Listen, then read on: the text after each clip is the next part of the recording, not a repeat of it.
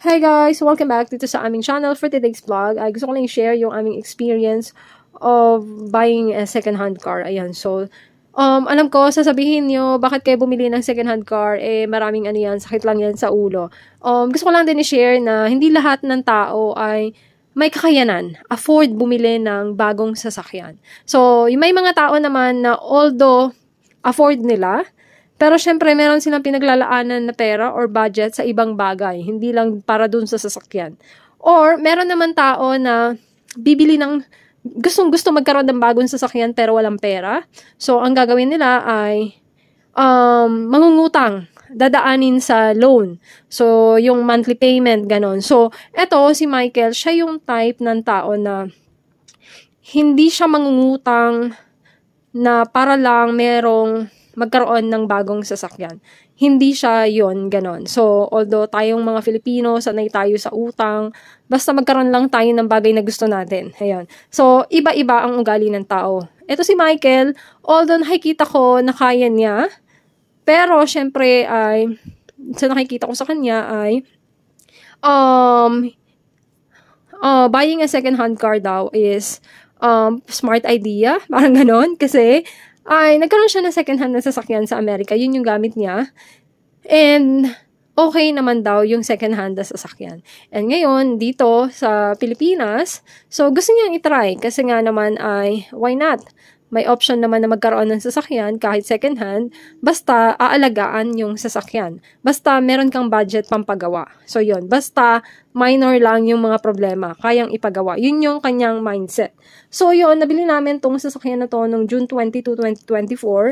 And ang napagbilhan namin ay taga-Tarlac pa. So, ang biyahe like 4 hours balikan. So, dumating kami doon ay sa lugar na yon ng bahay na pinabilhan namin ay malapit ng mag-alas 6. So, sobrang gabi na, madilim na as in. So, ngayon, dahil nga ay, alam niyo naman si Michael, ay yung isang mata ay may takip. So, hindi niya na, yung mga bagay na gusto niya i-check ay hindi niya na nagawa. And plus, mabagal na. Gawa nga ng medyo madilim na. And meron kaming nag-hire kami ng mechanic.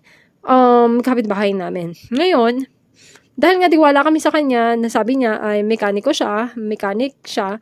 So, yun, yung medyo kampante kami kasi meron, magre-rely kami sa kanya. Kasi nga, meron siyang alam pagtingin ng sasakyan, no?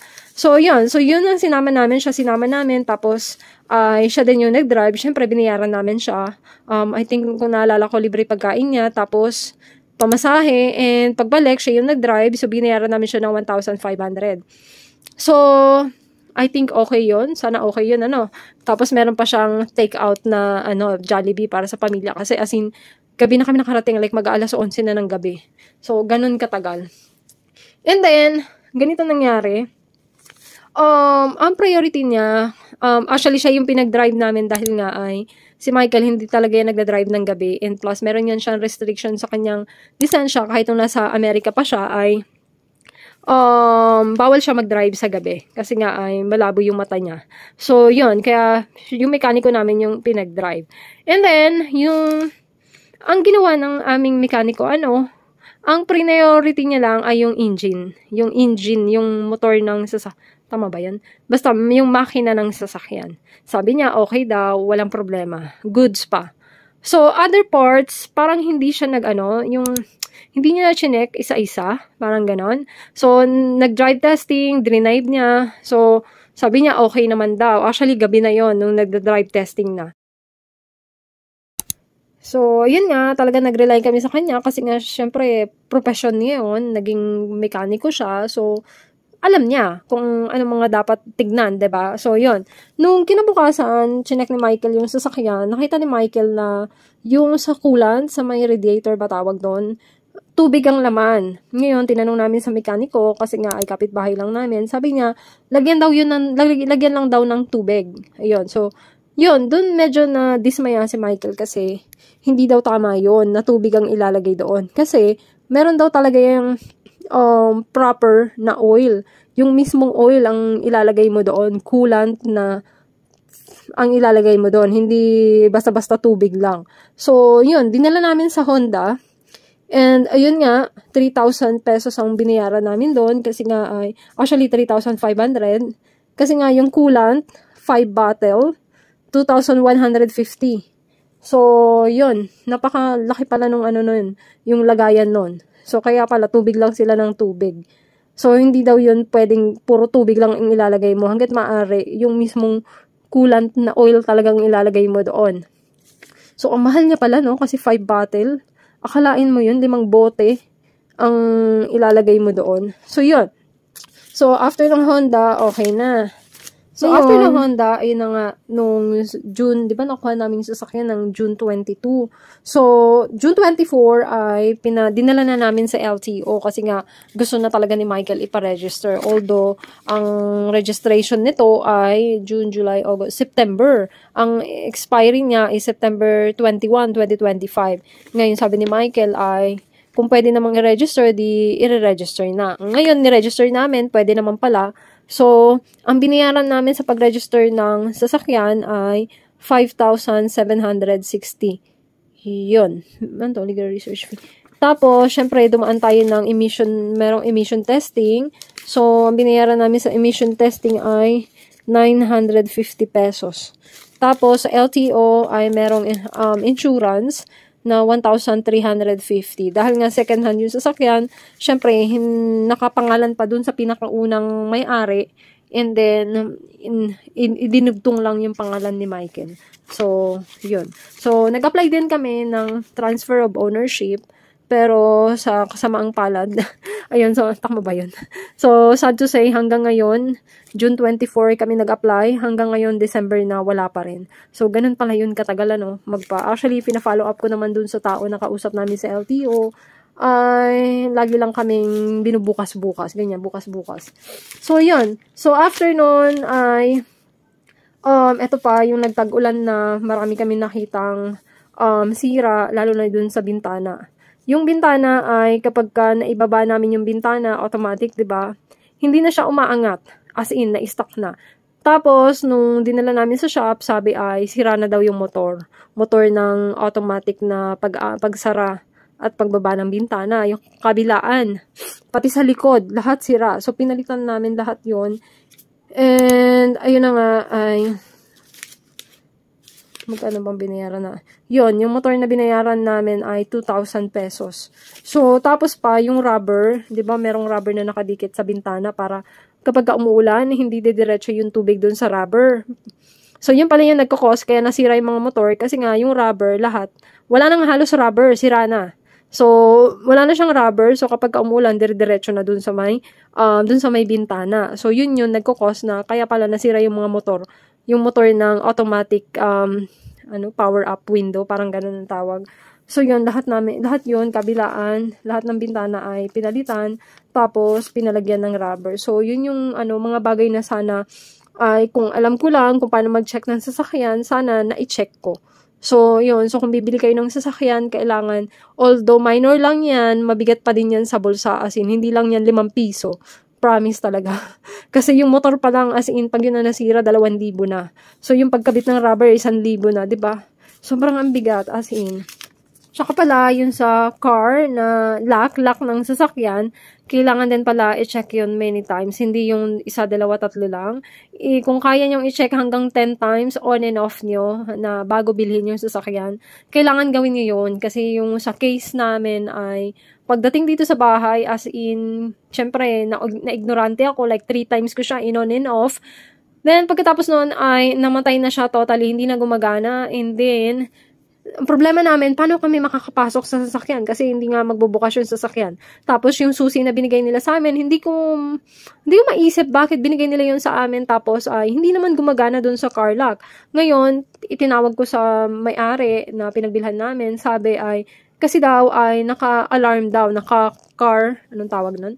Naka-key fob daw yung lock. So, kaya hindi gumagana daw yung lock. So, ngayon, sabi ko parang sabi ko, ganun ba talaga yun? So, ngayon, ang ginawa namin kinabukasan kasi kailangan namin dalhin yung sasakyan sa shop. So, hindi kami makapasok sa sasakyan kasi naka-lock, 'di ba? So, nung na-check namin, kasi nga naka-lock, expected namin lahat ng pintuan ay naka-lock. Kasi nga hindi gumagana yung aming key fob. So, nung trinay ko buksan lahat ng pintuan, yung dito sa may kanan na pinto ay bukas.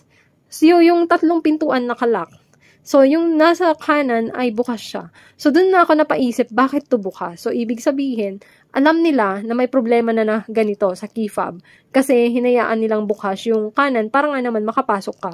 So, kasi, yun yung gagamitin Yun yung gagamitin mong way para mabuksan mo yung ibang pintuan. So, yun ang ginawa namin. Nagpunta kami sa mall.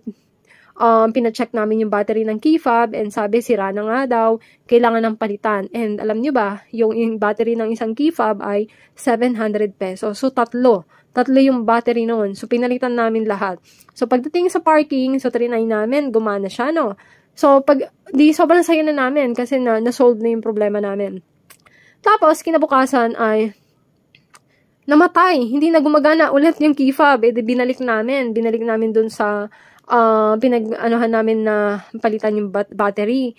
And yon sabi niya, ay, ma'am, hindi po battery yung problema. May problema dun sa, yun sa car alarm nyo. Hindi niya nababasa yung sa key fob nyo. So, yun. Ngayon, ang ginawa namin ay, buti na lang talaga ay bukas yung kanang pintuan. Kasi, nasa mall kami, hindi gumagana yung key fob, hindi namin mabuksan yung mga pinto dun sa driver seat. Buti na lang talaga yung dito sa likod ay bukas siya. Talagang bukas, as in. So, nakapark kami, bukas yung pintuan namin. Buti walang nag-attempt na pumasok. 'Di ba? Ngayon, dinala namin sa shop, pina-check namin, and yun, sabi nga nila ay palitin na daw yung car alarm system. So, kaya pala hindi na siya nababasa ng key fob namin. So, nung pinalitan nila yung car alarm, automatic, may kasama pala yun na key fob. So, yung dati namin ginagamit na key fob ay wala na, useless na siya, tapon na. Kasi, hindi na siya magmamatch dun sa bago. So, pag bumili ka pala ng car alarm, may kasama na siyang key fob. Yun. So, parang set silang dalawa. So, yun. So, magkano ba yun? Ang binayaran namin dun sa alarm ay, binayaran doon ay 3,400. Tsaka ito pa pala, yung napansin namin, yung sa may harapan na ilaw. Kasi, I think hindi niya siguro din yun napansin. Nung dinala namin sa shop, nung inilaw, hindi gumagana yung ilaw dun sa harapan. Yung isa, yung dito sa may left side. Usually, ginagamit yun kapag, diba, magdadrive sa gabi. So, napaka-importante nung ilaw na yun. And, actually, habang dinadrive testing namin yung sasakyan, parang nabanggit yun ng mekaniko namin. Kasi nga, siya yung nagdadrive Siya yung nagtesting na parang sabi niya, naalala ko na parang madilim, parang yung daw nakataas yung ilaw. Yung pala, nakataas doon sa kanan kasi nga, hindi sila pantay kasi nga yung kaliwa, walang ilaw. Tapos, bakit hindi niya yun sinabi sa amin? And ako naman, alam mo yun, naririnig ko siya, pero parang hindi ako nagpe-pay attention, parang ganun. Kasi nga, lahat sa akin bago. So, hindi ko alam kung ano ba yun, importante ba yun, ano ba, 'di ba? So, yun, parang baliwala lang sa akin. So, hindi siya nagre-register sa utak ko. So, yun yung mali ko. Dapat, syempre, kasi first time ko talaga maka-experience lahat ito o bago sa akin. So, next time, I think magaling na ako mag-check. So, yun. So, yun, yung ilaw, tapos yung ilaw dun sa loob mismo, yung kapag ka sa gabi, gagamitin mo yung ilaw sa loob. So, yung isa doon ay patay, lahat yon ay napalitan na namin. And then, ito pa, yung sa aircon pa, kasi I think napansin niya to, na sabi niya na parang ang hina ng aircon. Parang nabanggit niya yun. Pero di ba dapat kapag mekaniko ka, alam mo na may problema sa aircon kapag ganyan na mahina. So, ako, first time ko naman na ganyan, so, narinig ko lang. So, baliwala lang sa akin. So, yun. And then, yun din napansin ko, hindi naman niya sinabi sa amin, hindi siya nag-complain. And then, eto pa, yung sa mga gulong, kasi yung pinakalikod ng gulong ay bitak yung gulong, kaya pinalitan din namin yun. Kung nakikita nyo sa video na yan, I think nandun na sa unahan. Nagpalit kami ng mugs ng gulong. Actually, hindi yun brand new kasi nga ang mahal talaga ng mugs. So, nahanap lang ni Michael sa Facebook. So, second hand, nabili namin ng 6,000, I guess, 6,000 apat na. So, yun. Tapos, yung binili namin na gulong, yun talagang pinalitan namin na bago kasi sabi ni Michael, napaka-importante ng gulong. Kailangan talaga bago para, yun, matagal and para safe din for your safety. So, yun, lahat ng gulong, apat, pinalitan namin. So, ang binayaran namin doon ay sa Bridgestone. Kasi kilala ni Michael to, sabi niya, yung Bridgestone daw ay merong ganito sa Amerika. So, doon namin binili yung aming gulong. So, 25,600. Ayan. Tapos, sabi niya, yun nga, si Bridgestone, trusted niya daw yun. So, o saka yun talaga yung kilala niya. So, kaya doon kami bumili. So, ayun, meron pa kami napansin, pala dito yung may compartment sa likod ng sasakyan, yung kapag nag-grocery ka, doon mo nilalagay sa likod. So, meron rubber doon na malaki, malawak. So, may rubber. Tapos, ngayon, ang ginawa ni Michael, tinanggal niya yung rubber mat doon, sinilip niya. So, doon niya nakita na meron parang sunog ng kalawang. May kalawang may sunog. Ngayon, dinala namin sa shop, and dun nga, pumunta sila sa ilalim, kasi ngayon mekaniko na kasama namin, ay hindi ngayon ginawa yung pumunta sa ilalim. Tsaka, gabi na nga kami nung nakarating. So, I think wala nang chance na gawin yon. So, yun, dun namin nalaman na sabi nila ay, yung tambucho daw, dun nakatapat. Kaya, kapag malayo yung biyahe, dun talaga bumubuga yung init ng tambucho dun sa part na yon na merong parang natutunaw na meron ng kalawang. And yun, isa pa yung napansin nila na yung buong ilalim daw ng sasakyan ay kinakalawang, and pati yung mga bolts ng pinagkakabitan ng gulong ay lahat ng bolts ay kinakalawang. And ayun nga, so pinapalitan namin yun lahat.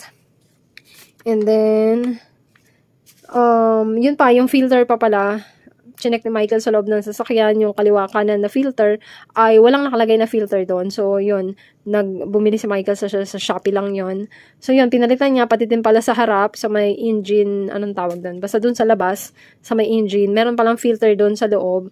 So, pinalitan niya din, kasi nga ay maitim na yung filter na nakalagay doon. And, last ay, yung pinaka-ayaw namin sana na mabili na sasakyan ay yung hindi sana naibabad sa baha. Pero sad to say, yun yung napunta sa amin. Kasi nga, yun nga, wala naman akong alam. So, kung bibili kayo ng sasakyan, kailangan mag-research muna kayo. Alamin nyo, lalo kung first time yung bibili ng second hand na sasakyan, manood kayo ng mga video sa YouTube. Marami kayong makukuha sa YouTube na ideas. So, bago kayo bumili. Kasi hindi ko yun ginawa, as in, promise. Yan yung kulang sa akin. Pagkakamali ko din. So, para sana nakatulong din ako mag-check. So, yun. So, sabi nung taong nag-check sa shop, I think nababad daw to sa baha kasi yung buong ilalim ng sasakyan ay kinakalawang. And yun, nung sinabi ko, nung nakita ko yung papel ng registration, yung pinakamay-ari pala ng sasakyan ay nanggaling ng Pangasinan. So, yun, sabi nila ay yun nga, naibabad to. Araw-araw daw to nagsiswimming yung sasakyan sa baha. Kasi sa Pangasinan ay meron silang tinatawag na low tide at saka high tide. Meron daw doon ganon. So yun nga, syempre yung alat ng tubig ng dagat ay malakas yun makakalawang sa mga anong tawag nun? Yung mga bolts ng sasakyan. So, yun. Sad to say, yun ang nabili naming sasakyan ay naibabad na sa baha. So, ngayon, ito yung last. Hindi pa pala last. Meron kaming pinalitan din, yung nakita nyo sa video ay meron din tayong video dyan na sa unahan na pinakita ko. Pinalitan din pala namin yung mga brake pads at saka yung rotor disc kasi ay palitin na daw. And like 1 week yata nakakarinig kami ng tumutunog sa likod kapag dinadrive namin yung gano'n ang tunog niya. So, nung pinacheck namin, sabi ay bukod sa kinakalawang daw, yung buong, yung sa may brake pad tsaka rotor disc, kinakalawang, tsaka pati mga bolts, so, kailangan na daw silang palitan. So, lahat yun, pinalitan namin, and, tawag nun? Brake pads, front and rear sa back. So, lahat yun, ang binayaran namin ay 18,980. So, eto na, yung pinaka-last na pinagawa namin na sobrang bigat. And halos hindi na, as in, wala na sa mood si Michael. So, pero wala siyang choice na kailangan kasing ipagawa siya. Kasi hindi ka komportableng i-drive yung sasakyan na walang aircon. So, yun, yung sasakyan totally ay pinagawa namin. Kasi nga, di ba nga, kasi lalo na kapag ka-summer, sobrang init, and wala na talagang bumubuga na, na lamig yung aircon. So, yun, pina-check up namin, and yun nga, yun sabi nila, gagastos daw ng 42,000 pag pinagawa, and actually, nag-isip pa kami noon, and yun, nag-decide na lang si Michael na ipapagawa niya, and kasi daw, yung buong cooling system ay kailangan ng palitan, kasi merong nagli-leak. So, yung compressor, pinalitan din. Grabe tong mahal. 16,500 yung compressor. Yung condenser, 6,500. Yung evaporator, sabi nila ay medyo okay pa daw. Pero pinapalitan na lang din namin para lahat ay bago na silang lahat. Yung entire cooling system ay bago. So, all in all, ang binayaran namin doon ay 42,000 pesos. So, iniwanan namin ng isang araw yung sasakyan doon para lang magawa nila yung gusto nilang gawin na lahat, i-check nila, papalitan, ganon. So, umuwi muna kami, nag-tricycle na lang kami pauwi. Yung mga pagkakamali namin ay alam ko na wag niyong gagayahin. Hindi niyo na yun gagayahin kasi nga ay na-share ko yung aming experience sa inyo and kailangan talaga ay although halimbawa man kayo mag-asawa tapos ikaw wala kang alam, kailangan mag-research ka or first time mong bibili ng ganito na second hand and wala kang kasama, kailangan mong mag-research ng magbasa, manood ka ng mga videos kasi dyan sa YouTube ay marami talaga nag-share ng kanilang experience. And ayun, so lahat ng mga natanggal dun sa cooling system ay binenta namin sa junk shop. So far, naka 200 plus naman kami. So kasi nga ay hindi naman namin alam kung anong gagawin namin dyan kasi naman i-stock lang namin. So dinala na namin sa junk shop. So yun, so thank you for watching guys and I'm so glad na na-share ko to sa inyo yung aming naging experience. Actually, eto yung last na expenses namin. Eto lang yung November, yung pinalitan yung buong cooling system ng sasakyan, ng aircon, ay sobrang nagalit talaga to si Michael. As in, sabi niya, hindi na daw talaga siya magtitiwala sa tao. As in, alam mo yun, nawala yung tiwala niya sa tao. As in. So, bakit daw ganon? Okay. Simula nung nag-apply kami ng transfer of ownership, nung June pa yun, hanggang ngayon December na, wala pa rin. Hopefully, and we are praying na sana ay makuha namin siya bago matapos tong year na to. Ayun. Kasi sabi ni Michael, bakit daw ganun katagal? Kasi sa Amerika, hindi naman daw ganun katagal. As in, saglit lang daw, makukuha mo kagad. So, walang kahasel-hasel daw. Sabi ko, welcome to the Philippines. Yun, sabi ko, so lahat dito matagal. And, ayun, so actually, ano pa ba? Yun, so total na lahat ng nagastos namin ay umabot na ng 120,000 pesos. So, ganun kamahal. So, kaya kayo, sabi ko nga, kung wala kayong wala kayong budget para sa repair, automatic yan, expect nyo na kapag bumili kayo ng second hand na sasakyan, meron yan lalabas na sakit yung sasakyan and ipapa-repair mo. Kailangan meron ka din budget para pampa-repair. Kasi, there's no sense na bibili ka ng second hand na sasakyan tapos merong nasira at hindi mo ipagawa. Baka masira ng tuluyan forever, ganun. So, sayang. Sayang yung pera, yung effort na pagbili mo ng sasakyan tapos masisira lang din. So, kailangan, pag bumili ng sasakyan, kailangan meron ka ding budget ng pang-maintenance, pang-maintain ng sasakyan. So, eto, gusto ko lang din ipakita yung bagong palit na brake pad at saka yung rotor disc. So, eto na talaga, maganda na siya tignan and maaliwalas. And kung meron kayong nakikitang kulay dilaw dyan, actually pintura yan. Pininturahan nung may-ari na pinagbilhan namin. Para siguro matakpan ng konti yung kalawang. So, eto na yung bolts. Bago yung mga bolts, rotor disc, at saka brake pad. So, next morning, ayan, meron na naman kaming bagong problema. Actually, ito lang, last week lang to nangyari. December, anong petsa ba nung last week? Like around December 12, 15. So, eto, yung manibela ba tawag dyan? Kasi yung sasakyan namin ay automatic. So, ngayon, nung pupunta kami nito ng palengke, and from parking, nakalagay siya sa park. So, pag ibaba mo, papunta ng drive, ay ayaw niya, as in, antigas niya. So, hindi kami makaalis-alis. So, ngayon, nag-research muna, kasi hindi talaga kami matutuloy papuntang palengke kung hindi to maibaba, as in, kasi antigas niya. Ewan ko, ngayon lang to nangyari na matigas. First time to nangyari sa amin, simula nung nabili namin tong sasakyan.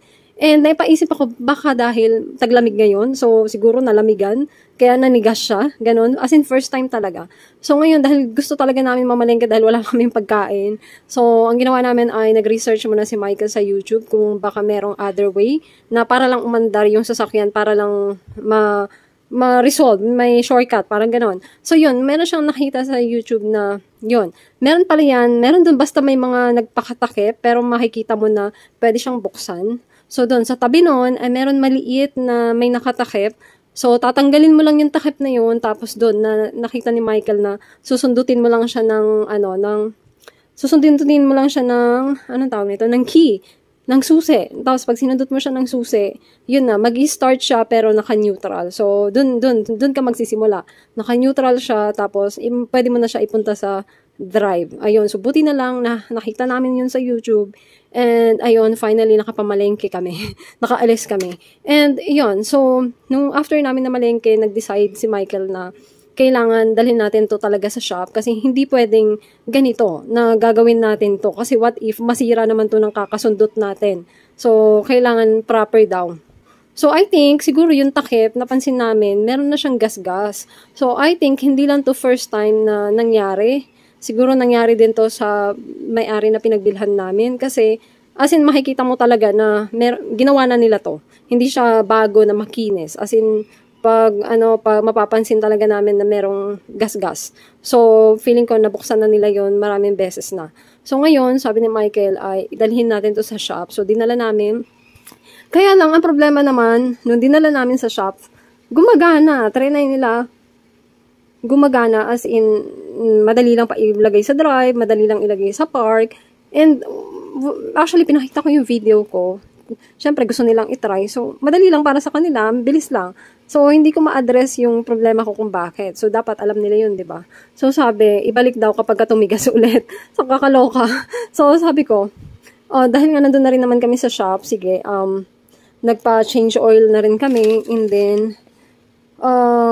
meron siyang actually naglagay siya ng fluid sa brake fluid kasi daw ay konti na lang daw yung brake fluid, baka yun yung isang reason daw kaya matigas. Ngayon din ni-refill nila and yun tinanong ko din kasi sabi ni Michael hindi daw kasi sa naalala ko last month lang kami naglagay ng brake fluid, ni-refill namin yan. So sabi ni Michael hindi pwedeng every month nagbabawas siya, hindi daw yun normal. So pina-check namin, so dun namin nalaman na sa baba, yung ano man tawag, na washer yata. Yung washer niya daw ay manipis na, palitin na, kaya nagli-leak. So yun, kaya pala yung brake fluid ay mabilis siyang maubos. Kasi nga, meron nagli-leak sa baba. So pinapalitan namin yon, ngayon okay na. And nirefill din nila yung brake fluid. So all in all, nagpa-change oil na rin kami. Ang binayaran namin that day na nagpunta kami sa shop ay 2,310. So, yun, 400 yung labor nila. And, yung problema namin, hindi siya na-address kasi nga, gumagana. So, hindi nila makita kung ano yung reason bakit siya matigas. Ang problema namin, siguro ay maipapagawa na to next year na. So, pagtsatsagaan na lang muna namin yung susundutin ng susi, yung butas doon. So far, gumagana naman yung pag nasusundot. So, yun, kasi nga ay magpapasko na. So, busy na yung iba at saka yung iba ay nag-Christmas party na sila, nag-holiday na. So, I think next year na namin ito makapagawa like January. And ito pa pala, meron akong nabasang comment doon na sabi, bakit daw hinayaan ko si Michael mag-drive kasi daw ay, yun nga, may takip sa isang mata niya, tapos PWD pa siya. So, sabi ko ay gusto kong i-share sa inyo na hindi ko naman yan hawak yung bawat desisyon niya na kapag gusto niya.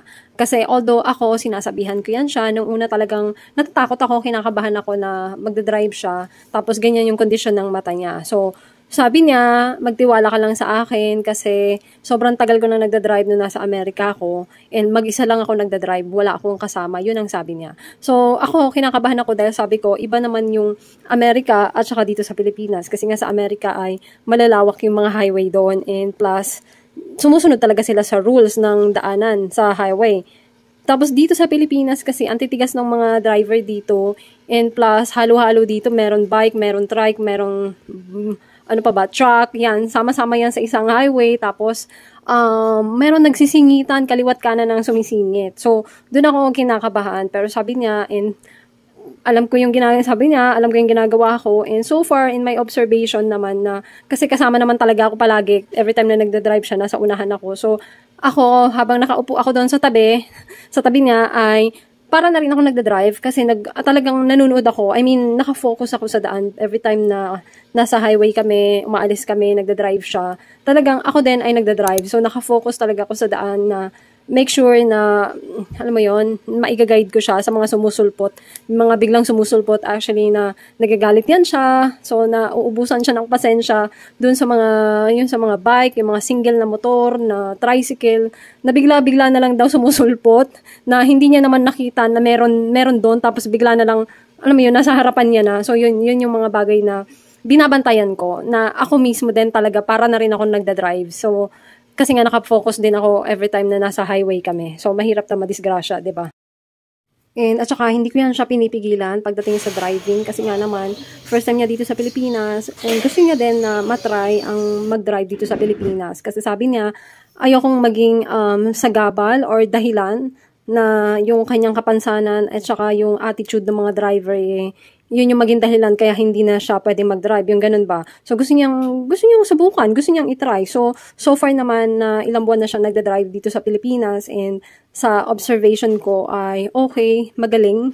Magaling siya, as in. So, alam niya yung ginagawa niya, alam niya yung rules ng driving. So, yun lang talaga yung pabilisan, yung alertness, yung pagiging alert na makikita mo yung mga sumusulpot sa kabilaang gilid. So, dun lang siya medyo mabagal. So, kayang-kaya ko na yun bantayan kasi talagang ako ay nakafocus din talaga sa daanan. So, and plus, sabi niya, hindi naman yan siya forever magdadrive kasi sa ngayon, kasi hindi ako marunong mag-drive. So, every time na nagdadrive kami sa highway ay tinuturuan niya ako, and tinuturo niya sa akin kung ano yung mga bawal, wag mong gagawin yan, ganun. So, kumbaga, parang ito ay habang hindi pa ako marunong nga mag-drive ay yun, alam mo yun, na o-observe ko kung ano yung mga dapat gawin, tinuturuan niya ako. And sabi niya, kapag marunong na nga ako mag-drive, ay totally ay magpapahinga na siya, hindi na siya mag-drive. So, as of this now, ano daw? So, yun, so sa ngayon ay, siya lang muna mag-drive kasi nga ay, actually, gustong-gusto niya yung pagdadrive. So, he loves driving. So, yun. So, actually, sabi niya, yung traffic dito sa Cabanatuan ay, sabi niya, baka pwede na siya mag-drive doon sa Manila daw. Kasi sabi ko, hindi ka pwede mag-drive sa Manila kasi sobrang dami ng sasakyan, and Diyos ko dahil, grabe din yung traffic doon. Hindi ko alam kung makaka-survive ka, sabi ko. And maiinis ka lang, maubusan ka lang ng pasensya dahil sobrang siksikan doon, and maliit yung mga highway. So, magagalit ka lang as in kasi ang mga bikes doon sobrang dami. Merong talaga sumusulpot. Like every seconds may sumusulpot. Ganon. So, sabi ni Michael, overall, yung pagbili namin ng second-hand na sasakyan, tapos yung mga repair na ginawa namin ay still a good shot. Still a good shot daw na ito yung nabili namin kasi nakuha namin siya ng mura, and then, so, kesa yung sa bumili kami ng like around 300-400K, tapos may repair pa din naman gagawin. So, okay na rin yun kasi at least ngayon sure kami na lahat ay bago na napalitan namin, and nakita namin na napalitan namin. So, yun. So, unlike yung bibili ka ng mahal tapos meron pa rin sira na mararanasan tapos hindi na naman palitan. Ganon. So, that's it for this video, guys. Hope you like this video. Please give me a thumbs up and subscribe and comment down below. Bye! Thank you for watching.